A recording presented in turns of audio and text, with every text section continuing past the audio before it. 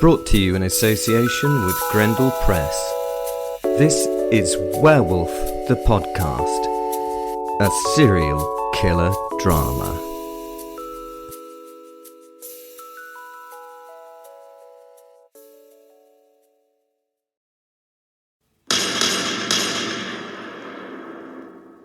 Hello, all of you.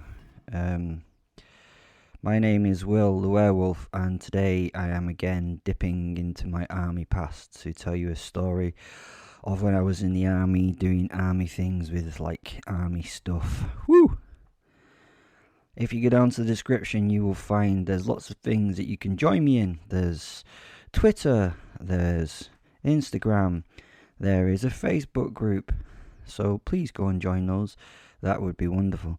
And you could also join in with those nice people who have already supported my podcast by going to the link in the thingy and buying me a drinky poos, which was good, thank you.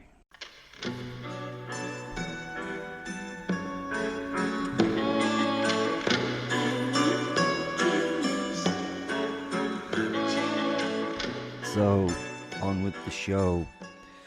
This is called The Werewolf and the Sniper. As I ran towards the site of the shooter, I knew that I was likely going to take a couple to get one go at him.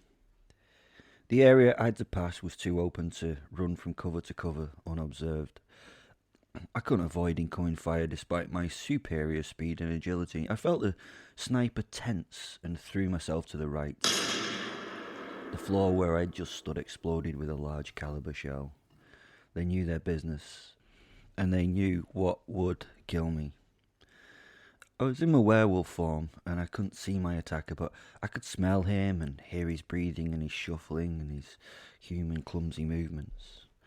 As long as I could make sure my skull was not the site of the shot, I could pretty much take anything he could give me, I reckoned.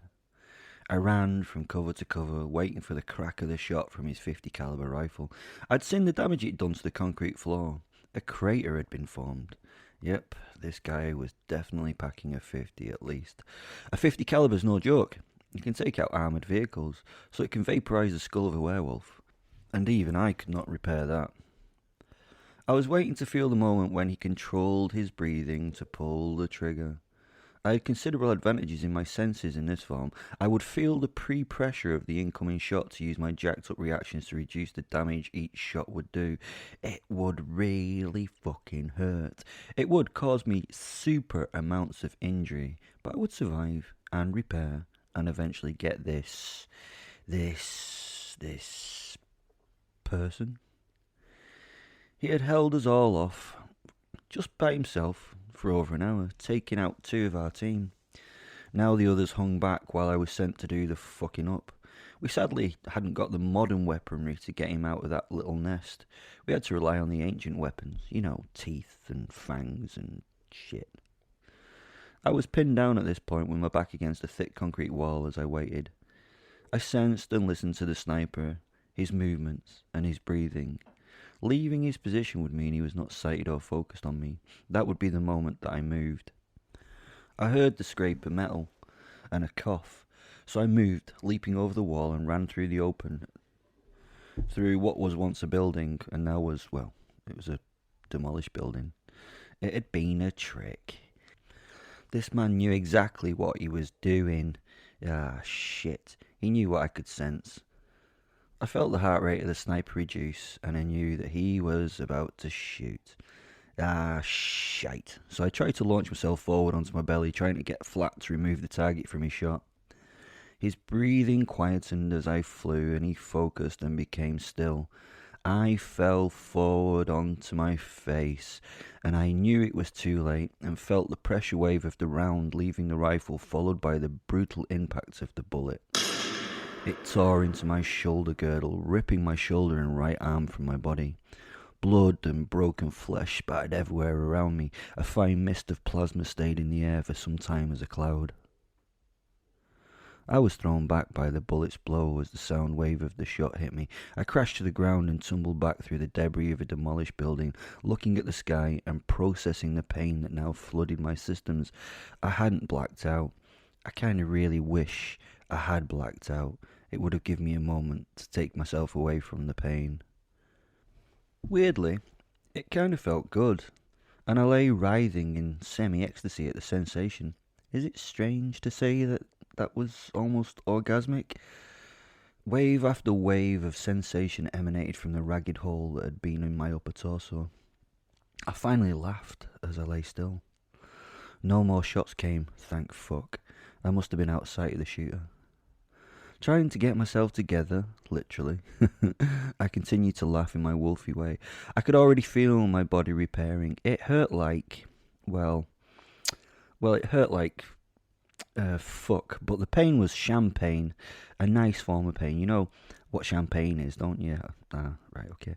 Champagne, it's not the drink, although it sort of rhymes with it. Champagne is that pain you feel that feels good in a crazy way. You know, when you bump that healing wound and it reminds you it's getting better, or the gentle tickle of the lover's flogger on your bare buttocks. Sorry about that. Okay. The champagne told me I would regain full functionality shortly. The torn off section of the arm sat a short distance away, flopping around like a large land-bound fish. I watched it fascinated, as Spock would say. As it then started to break down, it kind of turned into a fog that wafted its way against the wind towards me, where it was absorbed back into my body and started to rebuild me. I felt it sort of reform and then slowly come back under my control as I lay there. It took a while, and I went in and out of consciousness a few times as it happened, waking up eventually, a ready machine rebooted and updated. Now shaking myself, I lifted my head just enough to give myself a visual check over. I was back. Right, you knobhead up in that tower. Here I come. I rubbed the shoulder a little and looked even more closely. The pelt was still a bit matted with blood, but the joint seemed whole. Fucking motherfucking fuck-faced fucking fucker, here I come. I listened again for the sniper. He was still entirely focused, but how long could he keep that up? I had as long as I wanted. I rolled gently onto my right side, resting my head on my hand. I needed no sleep arrest. I would be ready as his human system slowed down and required rest. I would wait. I knew soon I would be forcing his rifle up his arse. I would rip this man into small chunks. Such joyful thoughts at the moment.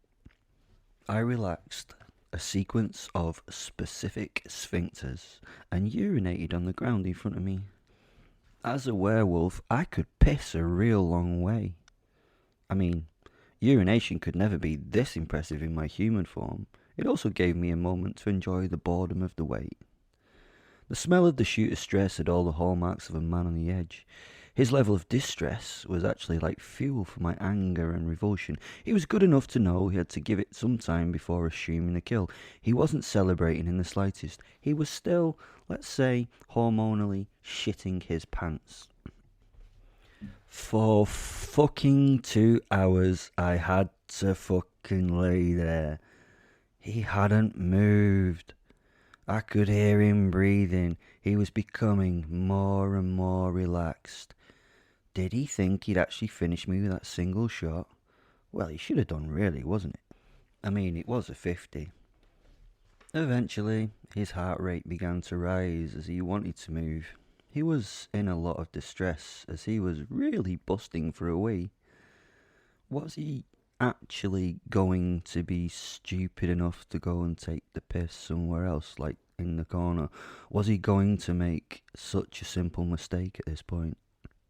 He was going to allow me to get up and move.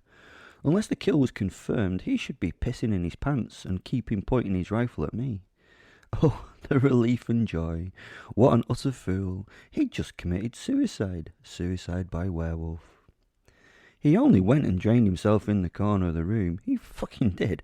He was in a rush and I could sense all his muscles tense in his body trying to force the waste out. It was a long, long wee, and after he finished, he finally relaxed with an audible sigh.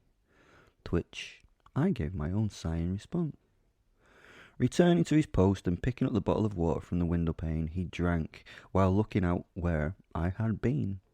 He must have been able to make me out a wee bit before, because panic hit him like a wet fish. Slap! I was gone, and he had no clue where I was. Now it was my turn to play the psychological games that would fuck with his mind before I fucked him up completely. I wandered slowly to the back of the building, not stalking my prey, just bimbling along, happy in my head. He had made one mistake, and that would be all it took. I smiled my toothy grin as the concentrated urine smell got stronger. Pausing to pick up a random stone from the ground, I broke the silence by throwing it into the open space at the side of the building. This would hopefully wake him up. As it landed, he flinched, moving the rifle point at the open space that now echoed with the reflected sound waves of the brick that bounced along the floor. It was lucky that he had already relieved himself as his abdomen clenched with terror. He stunk of sweat. He stunk of fear as he realised that the wolf had moved. Well, probably moved. I could hear him now panic and fumble as he tried to take something from his kit. He struggled as he lost his fine motor skills to the dump of hormones in his system. I loved this shit, and he was now shitting his pants, as we say in England.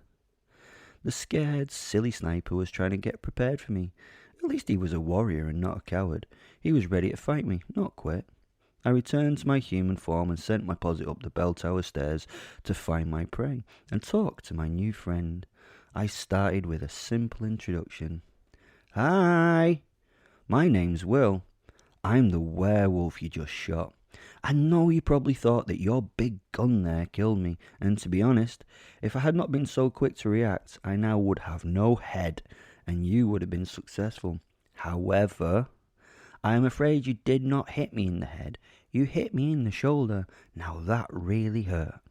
What you have to deal with now is a pissed off psychotic creature who really, really wants to hurt you like you hurt me. I smiled as I sensed his building fear in his little human body. How are you doing up there? I asked him. By now, Fen was looking at the main man. I could see through the posit's eyes at what was going on, and we had a good internal giggle at this poor unfortunate bastard as he panicked nicely. He was now lying on his belly, facing the top of the stairway. He had a pistol in his hand, ready for any head to make itself evident above that top step. His huge, unwieldy rifle lay at his side, and he had 2 grenades and 2 spare clips to hand on the wooden floor. He was experienced and prepared. Will, walked into the tower. To my utter delight, the stonework was only the surrounding walls of the building. The internal frame of stairs and floors was made of wooden beams and scaffolding. The fact that this poor little village could not afford the stone to build the internals made my life so much easier. I could almost huff, puff and blow this little piggy's house down. Hickory dickory dock, the mouse ran up the clock. The clock struck 1, the mouse fell down. I know it was childish.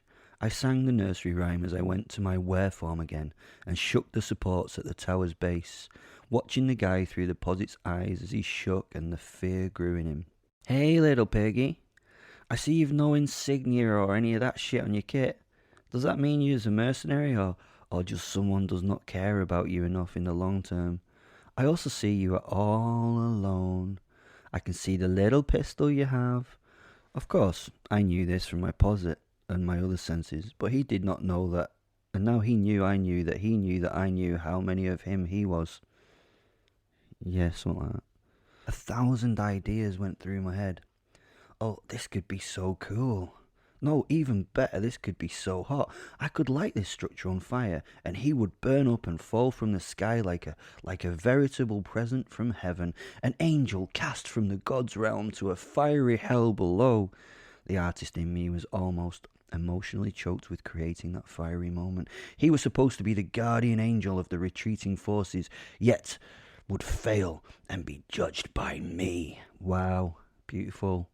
Lost in that moment of imagination, it took me a while to come back to reality and realise I was naked and had nothing to use to ignite nothing.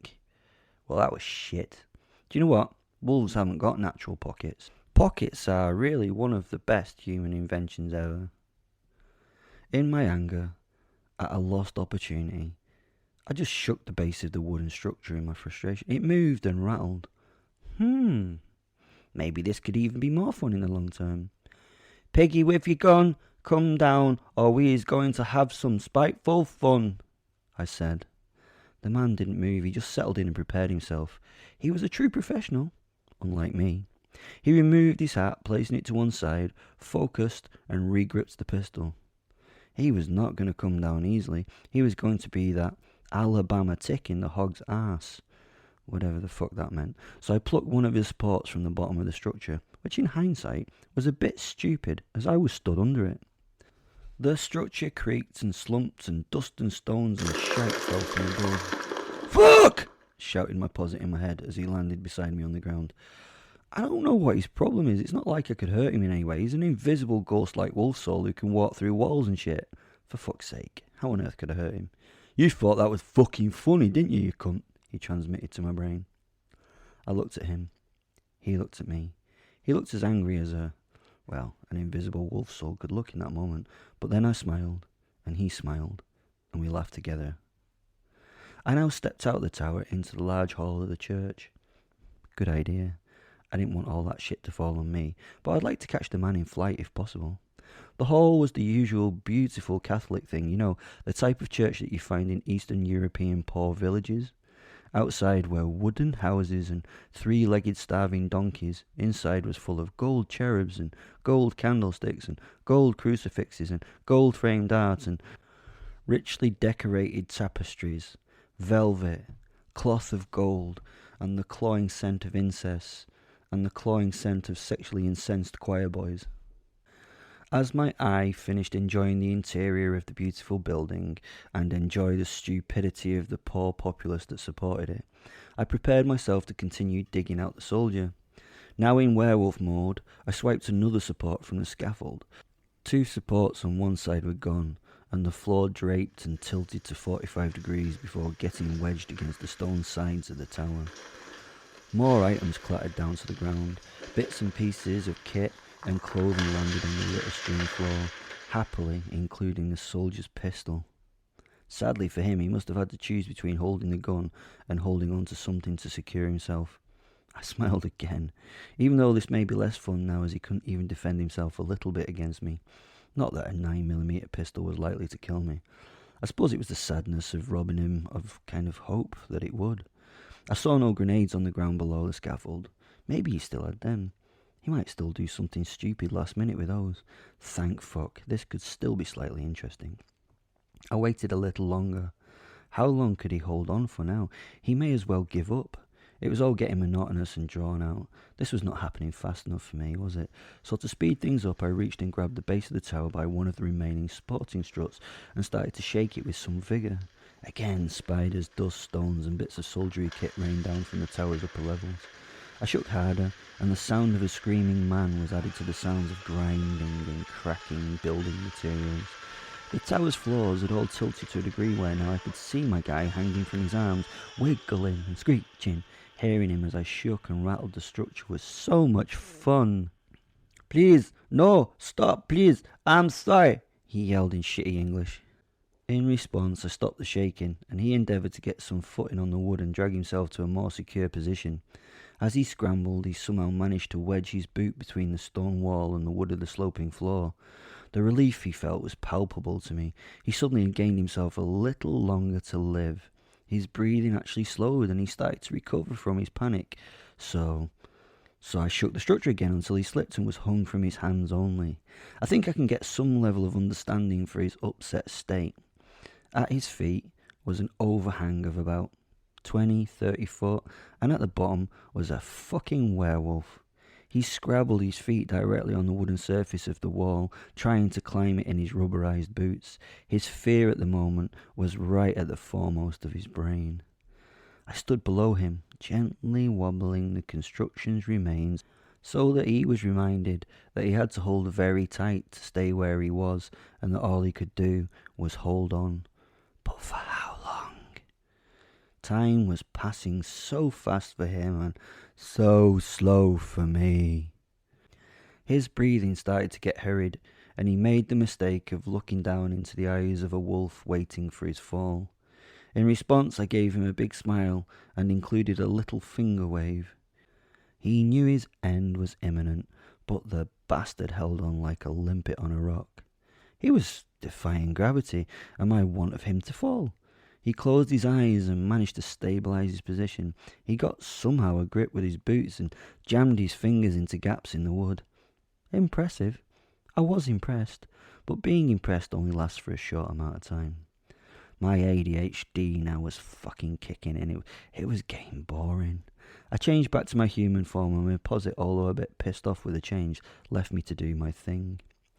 Okay, my friend, we have a difficult situation here. I tell you what, I am impressed with your bravery, and I tell you what, I'll catch you if you jump and let you go and stuff. And honestly, I'm really not going to torture you for hours and stuff at my pleasure, and I don't want to hurt you badly for shooting me or anything. I'm just going to catch you and let you go, and everything will be fine. Honestly, I'm not going to kill you or hurt you or do anything like that. Honestly, Scout's honour, dib, and all that bollocks and stuff. For some reason, he didn't seem to find comfort in my words. Maybe I needed to, sound a little bit more believable in my delivery of the piece. He just hung onto the wood and didn't move. Ah, fuck you then, I shouted as I turned back into my beast shape and ripped out another wooden support so the whole of the wooden internals tumbled to the floor of the building. I was covered in the remains of the scaffolding and, to be honest, fucking furious. Honestly, I'd been a bit of a dick. Hey, but you know what? He was somewhere down here now. I stood up from under the wreckage and dusted myself down while looking for evidence of the bastard. The bastard was going to get fucking bastarded, whatever bastarded is as a verb. I could smell him somewhere under all his shit. I started digging around and sniffing for the bastarding bastard. Groaning ensued from a pile of wood in the corner, not the natural sound of wooden planks from my experience, so I turned with a smile, knowing that below that little thicket of detritus would be a little human all injured and probably play ready. And although he smelt like he was fading, he definitely didn't need new batteries for me to continue the game that I had in mind. Before I saw it, I smelt the blood pooling below him, a thick, delicious fluid calling to my senses. Fresh flesh would be mine in a moment, and I would eat wholeheartedly of him after I had murdered him properly. As I lifted the beams and broken planks from his body, he cried out as the crush was reduced and lifeblood came back into his limbs. As his senses returned to him, I saw the look of horror on his face as he focused on my magnificence before him. I wiped my maw with my left hand and bellowed at the man. Spit flew from my ragged grin and speckled him while he tried to cringe away from what was going to be. He couldn't take his eyes from my face, and I leaned forward, very slowly, gently touching him with my nose. Stopped there, paused, and waited. The guy was in total breakdown. His monkey self was in overwhelm and in mental devastation. Picking him up by the front of the uniform, I carried him out of the bell tower and to some clear flat land where I could enjoy my fun properly. He screamed as I took him and clawed at the ground, trying to stop himself from being dragged to where I wanted. Eventually, I found a nice spot for him to die. The tower was on a hill with a great view of the local countryside, so we were going to enjoy this last view together. I lifted him high in the air, my hand holding his throat. I stared deep into his eyes. He fought his hands coming to my wrist, but could not do anything about the grip. Oh, how the little man fought and screamed, "Let me go! Let me go!" as I slowly added a little pressure to my squeeze. I was robbing his brain of the oxygenated blood it needed. There was a full-bodied panic going on now as he started to feel himself fade. The fight was still in him, but he had no way of releasing my grip. I just held him and watched him struggle and fail to win. At least this had been a fight. He could have actually taken my life, and now, for that, I was going to take his. He still shook slightly and scrabbled at me. I watched his eyes as the life went from them.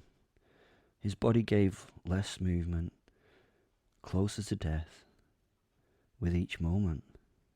and then gone. Once he was dead, I ruffled my hair with my other hand and decided what I was going to do. I would just eat him. I bit his head and skull deep and crushed the bones surrounding the delectable grey matter. The brains became available to my mouth, and I sucked at the contents and wolfed them down. Thanks for listening. Please go to the description to join the groups and shit and stuff and things. Yeah, love you, bye.